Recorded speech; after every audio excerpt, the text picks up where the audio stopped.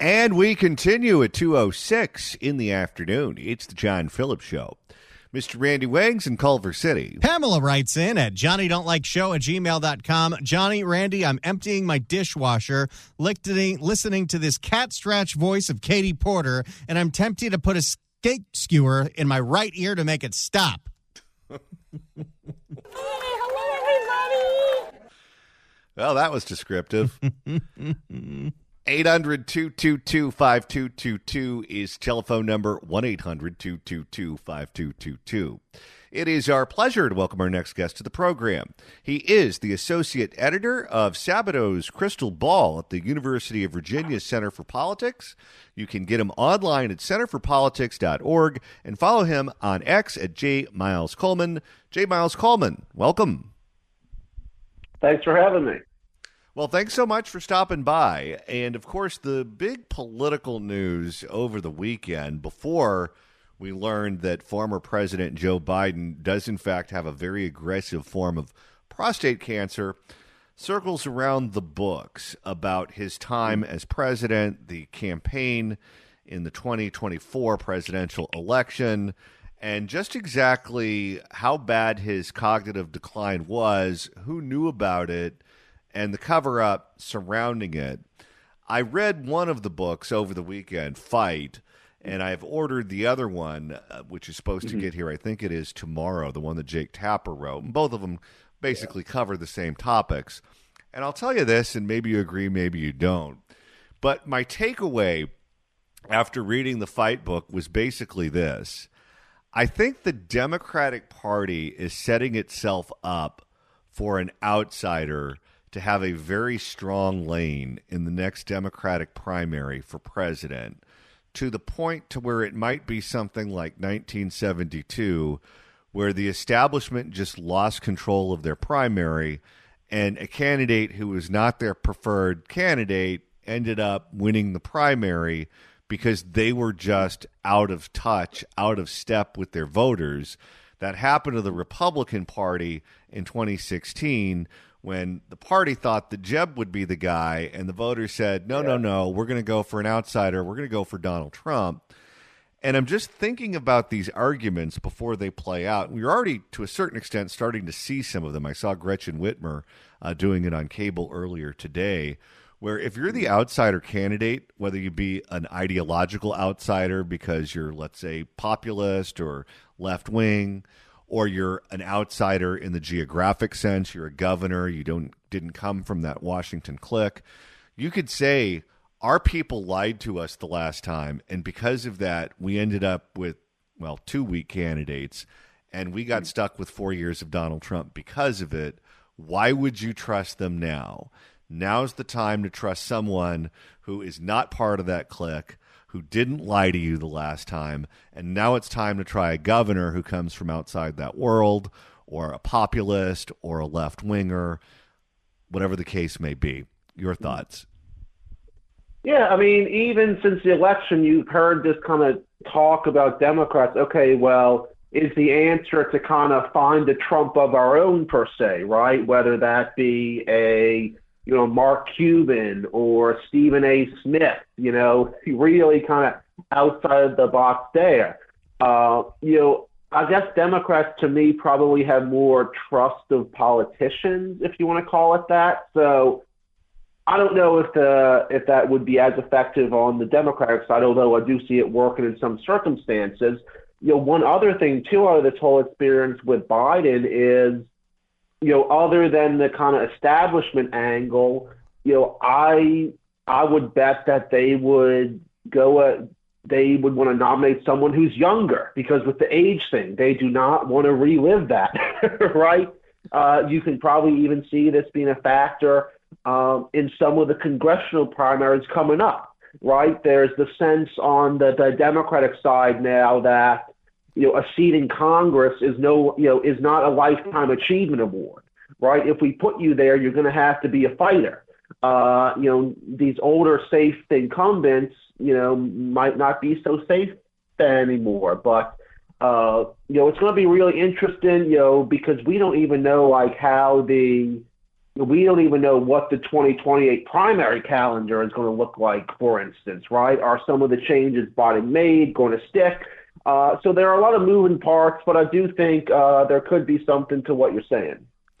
If Democratic voters, if they evaluate these books, they evaluate the information that comes out, and basically the median Democratic voter walks away from this with the idea of our party knew that this was going on and they covered it up, who do you think it hurts the most? Kamala Harris because she was the vice president?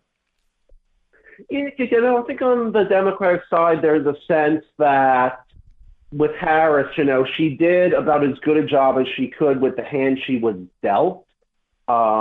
Yes, she made some mistakes, but with how she ran her campaign with 100+ days, but she did good for the circumstances. But do we really want to go with her again? If we have a choice, I think you could be onto something there with. Traditionally Democrats, for whatever reason, they love to nominate senators. So maybe to your point, they end up going with a governor who has more credibility of being outside of Washington. How much more will all of this sting if it turns out that they knew, when I say they, some population of people, whether it's Joe Biden and his wife or Joe Biden and his wife and Ron Klain or Kamala Harris, if some population of people located within the White House knew that he had cancer before this weekend and they hid that from the public? Yeah, I mean, it's hard to tell on that specifically, but it could kind of give an edge to just some of the outsiders within the party. I think one of the someone you hear about broadly about making a presidential run next time is former Secretary Pete Buttigieg. I think one thing that may hurt him now is, he's now associated with the Biden administration. He's a good communicator in some ways. He has some things going for him, but that connection with the Biden administration may be a bit. Maybe at least something he needs to address if stuff gets worse like that. According to the book Fight, Nancy Pelosi, the House Speaker, who was the one who really probably played the largest role in pushing Joe Biden out of the race, and former President Barack Obama, who wanted Joe to step down but didn't get as actively involved as, let's say, Nancy Pelosi did, both of them preferred having an open convention where they would have a mini primary of sorts, and you'd get maybe, I don't know, a dozen people, maybe less, who in theory would be viable candidates for the presidency, let them duke it out in one way or another, and end up with whomever may be your strongest candidate, as opposed to giving it to Kamala Harris. Do you think first of all, do you think that was something that was actually a viable option, or is that just playing fantasy sports? And if they actually did it, do you think that they would have ended up in a better position? Yeah, I mean, kind of listening to some focus groups after the election, it seems like one of the biggest strikes against Harris was, the fact that she didn't really earn it, right? She was kind of handed the nomination, versus, I think, to me the idea of the mini primary was intriguing, but I think for Democrats the biggest downside would have been, it could have maybe got nasty. They may have had a nominee emerge with, more of a sense of legitimacy per se, but would they have been a little more behind at the start of the gate when it comes to the general election for, from some of their internal party infighting? It's really hard to say. I come back to the fact that, basically Trump won all 7 toss-up states, right? So would it have been enough of a factor to, for Democrats to win enough of those states, I don't know. Nancy Pelosi, as I mentioned before, was the Democratic Party elder who probably had the biggest influence on pushing Joe Biden out of the race. According to the books, the Bidens, and I say Bidens plural because it's him and his wife and the rest of the family, have not forgiven Nancy Pelosi and say they're never going to forgive Nancy Pelosi for what she did. Do you think that's a relationship that will ever thaw, or do you think the die has been cast? It's hard to tell. I mean, I would say, just they were, it seemed like they were so close during the Obama administration, but, that's, it's hard to tell always, what goes through these politicians' minds, right? So, both of them have family who are, even though Pelosi is probably might be on her last term, or, Biden is now retired, both of them have family members who might want to still be active in politics. So, it's going to be interesting to see going forward. I'll tell you, one of the other surprising aspects of these books was that former President Barack Obama did not want Joe Biden to run for re-election, never really thought much of Joe Biden's political skills, of course, supported Hillary Clinton over Joe Biden in 2016. No love lost between the two of them. But he also had a very negative opinion about Kamala Harris. He flatly was quoted in the book, not speaking to the authors, but from someone who heard him say it, that if Kamala Harris is the nominee, we lose. He did not want her to be the Democratic nominee. He wanted it to go to Gretchen Whitmer. And apparently there was heat between the two of them that stems back from a remark he made where he called her the best-looking attorney general in the country. Yeah. And I guess his wife really didn't like that, and she really didn't like the way Kamala Harris responded to it, even more than she didn't like the remark. And there was bad blood between the two of them. I was totally unaware of that until recently.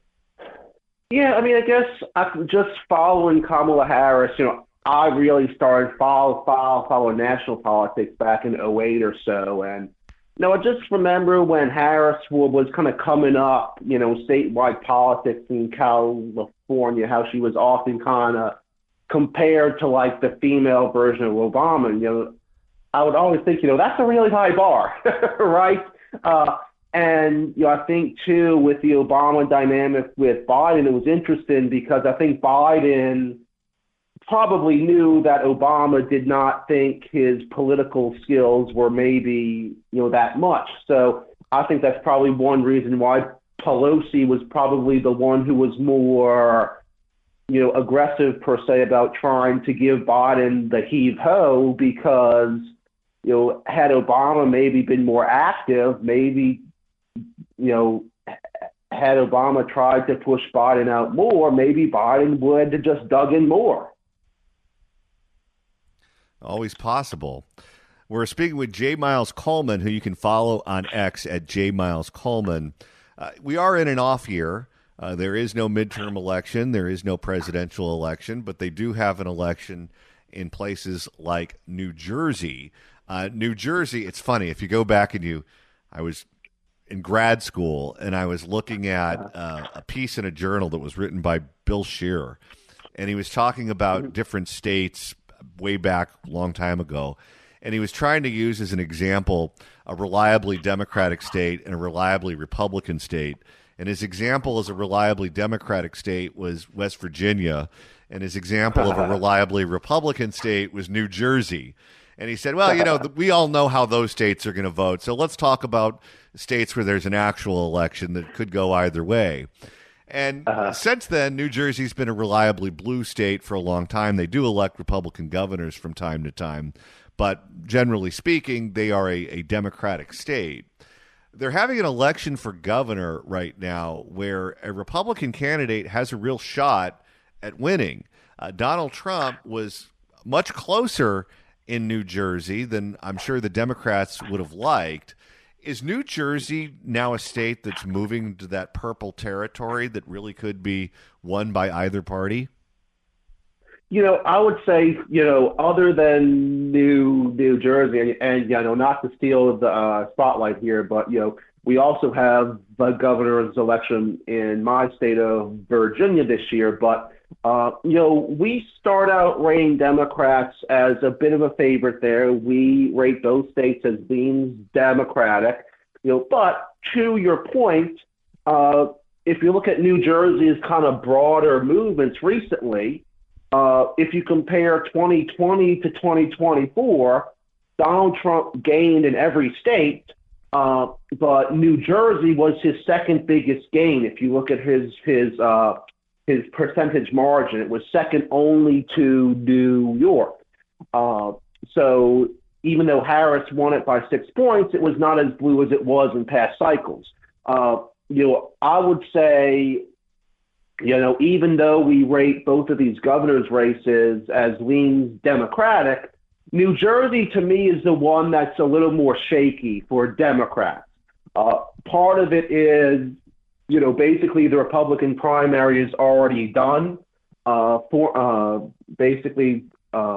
think it was last week or something, Donald Trump endorsed a guy named Jack Ciattarelli, who was the Republican nominee in 2021 last time. He came a lot closer than people expected. He only lost by 3 points. Meanwhile, the Democratic primary is kind of more of a open contest. They have at least a handful of candidates there.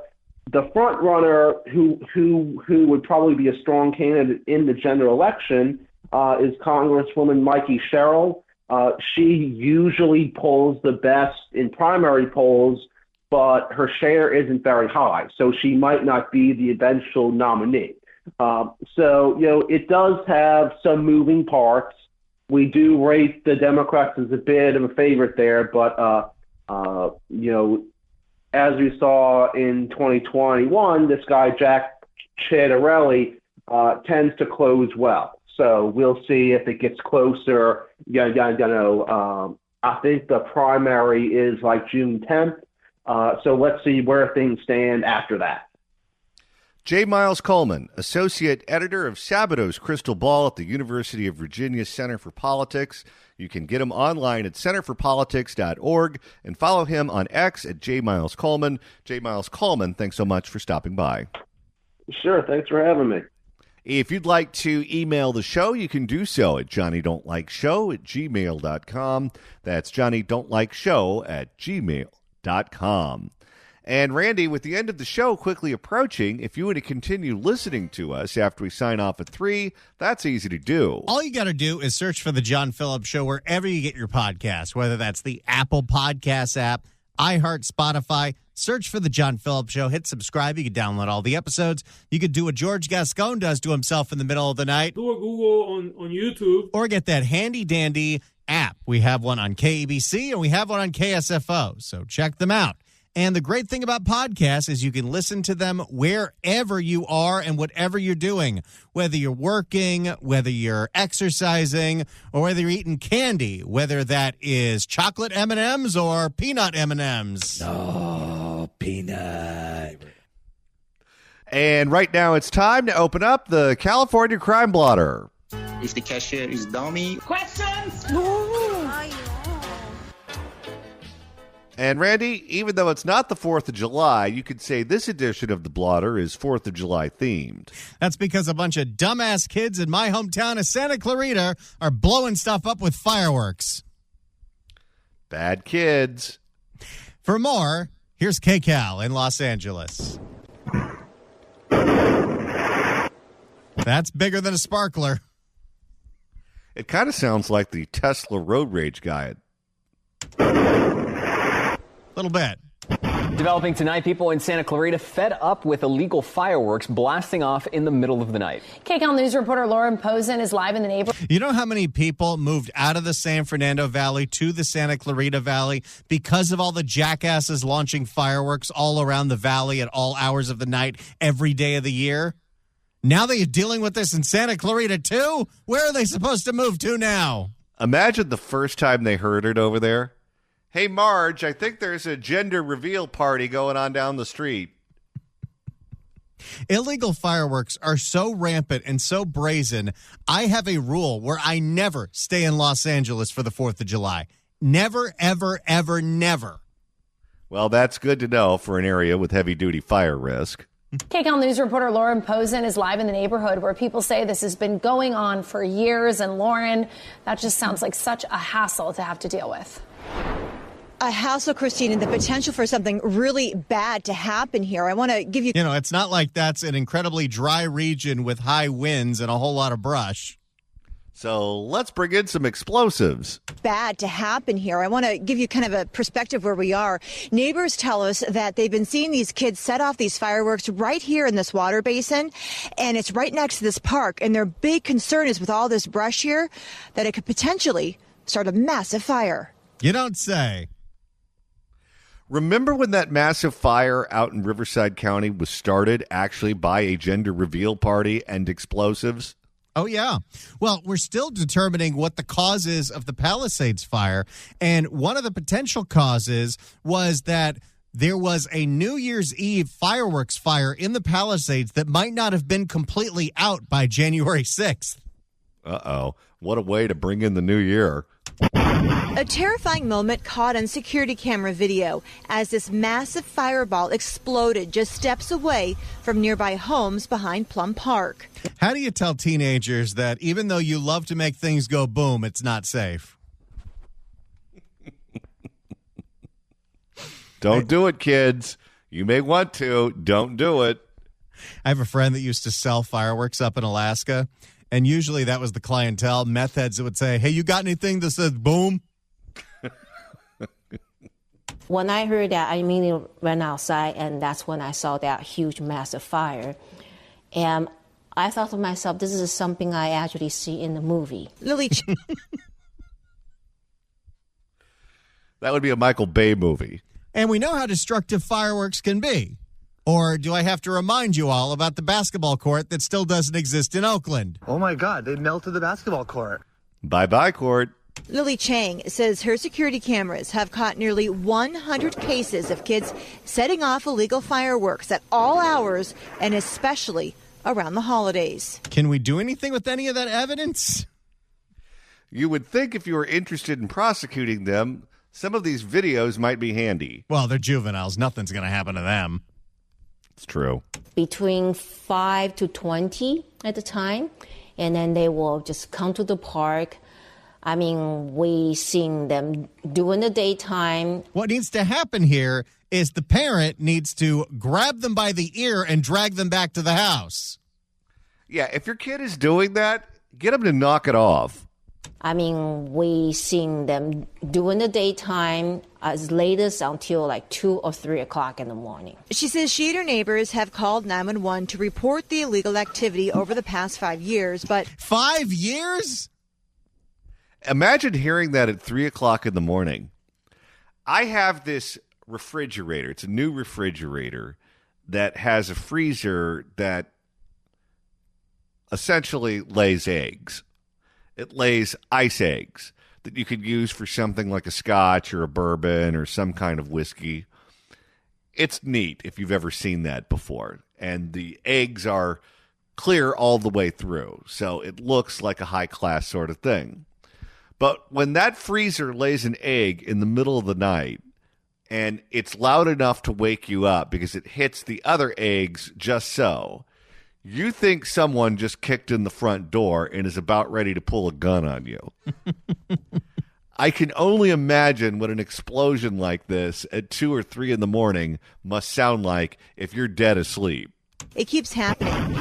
So they took their concerns straight to city council. That's when the first time they actually saw that explosion. Her neighbor, James Kilton, told the council they fear the activity could trigger another wildfire disaster, like the Palisades or Eaton fires. And I'm not talking about smoke bombs and Piccolo Petes. I'm talking about mortars that are launched off at 1 a.m. and the explosions are loud enough to wake. And even though that's L.A. County, it is a very, very, very windy part of L.A. County.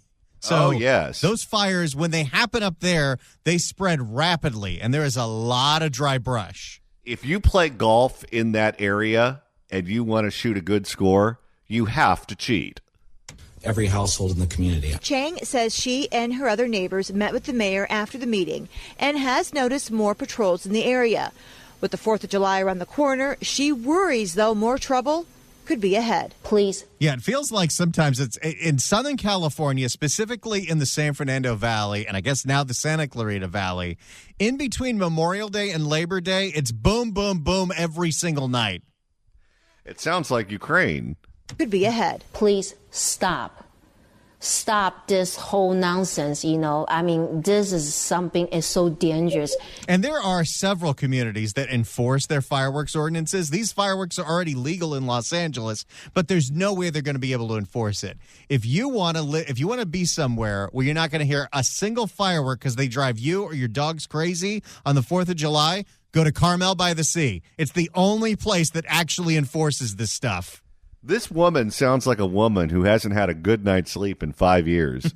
Stop this whole nonsense, I mean, this is something is so dangerous. You're putting people's life. This is not just a firework, you just fought, a fun Independence Day, 4th of July weekend fun. I mean, this really, really can hurt and destroy people. These are bombs. There was a bomb that went off in Palm Springs over the weekend. I have a friend who lives very close to it, and he said his whole house shook. And he said that his whole house hasn't shook like that since he lived in Long Beach on the 4th of July. Now, Chang tells us there's also issues here with ATVs and Wait a second. Now, Chang tells us there's also...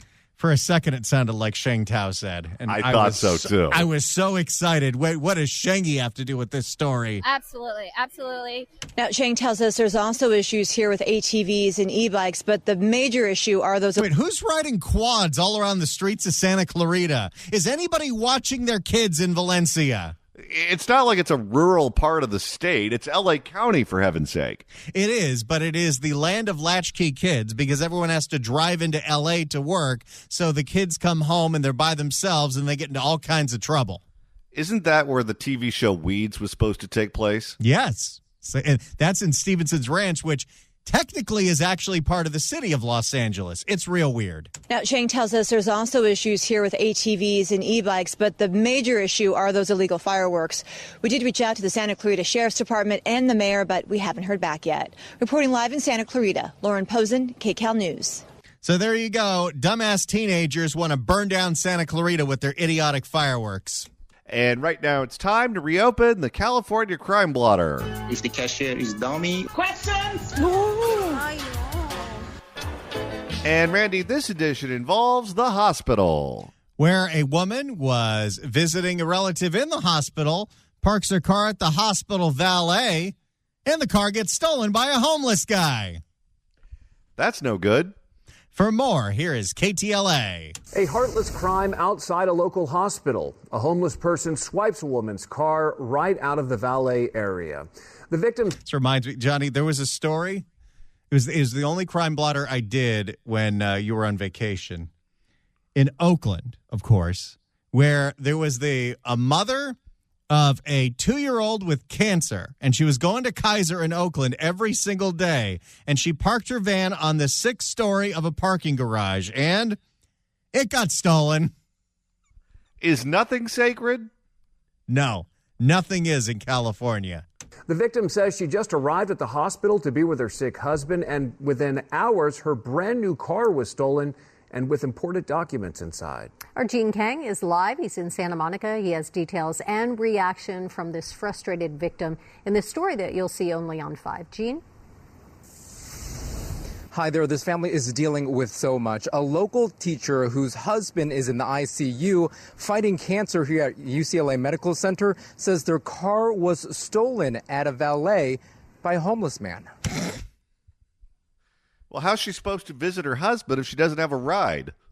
It makes me feel like overwhelmed. Brittany is a local teacher at a Montessori school. Her beloved husband, Joe, who she just married in October, is being treated at UCLA Medical Center, fighting an aggressive form of liver cancer. Their family has been here since mid-April, and he's had multiple complications.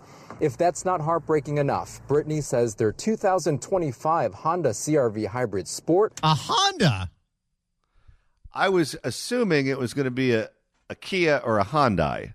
Well, usually it is in these stories because those are the ones that are easy to hotwire with a video on TikTok and a USB thumb drive. However, if you're going after the valet, you just steal the keys. That's true.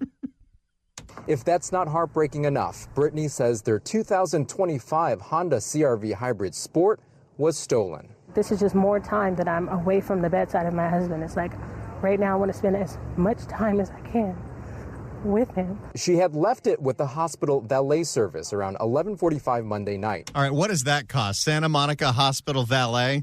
Oh, that's got to cost an arm and a leg. And no security, apparently. What are you paying for then? This is like in the classic Bad Santa where Billy Bob Thornton goes to the valet stand. Nobody's watching. He steals all the keys. He hits the unlock button, looks for the fanciest one, finds the registration, goes to the house, and steals everything inside the house. Don't give him any ideas. And claims valet managers notified her that a homeless man on a bicycle stole the keys around 2 a.m. Tuesday. You know, this woman should be next in line to win the lottery. You get married, and instead of going on your honeymoon, you find out your spouse has horrible cancer. They have to go into the hospital. You go and visit your spouse, and then your car gets stolen too? Using the key fob to find her vehicle in a valet parking lot about a block away from the hospital. By 5 a.m., her car... I guarantee he stole more than one set of keys. Oh, I'm sure. Her car disappeared.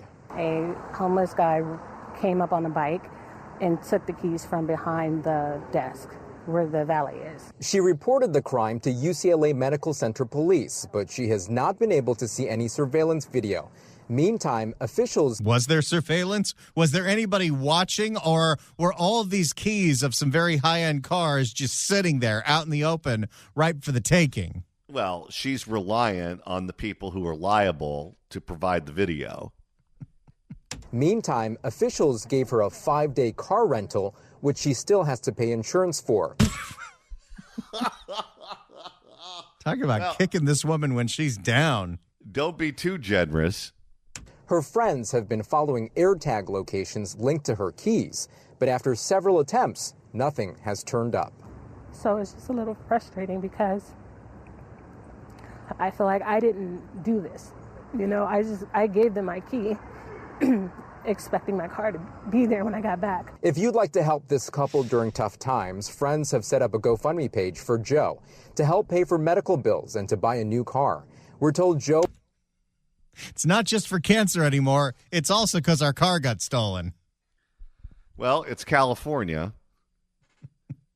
I guess it's going to happen to all of us at some point in time.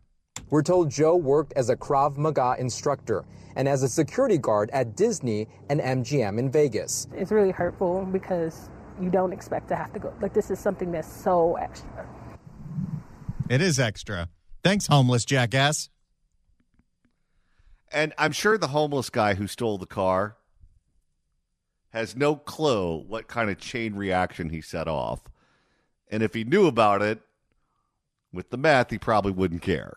A UCLA health spokesperson says in the statement, quote, "We apologize for this unfortunate incident. A police report was filed and our insurance carrier is investigating." Back out here.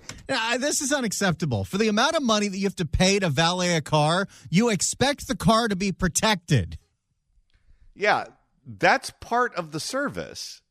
If you're not paying for security and you're not paying for valets to keep track of where your keys are at all times, what's the point?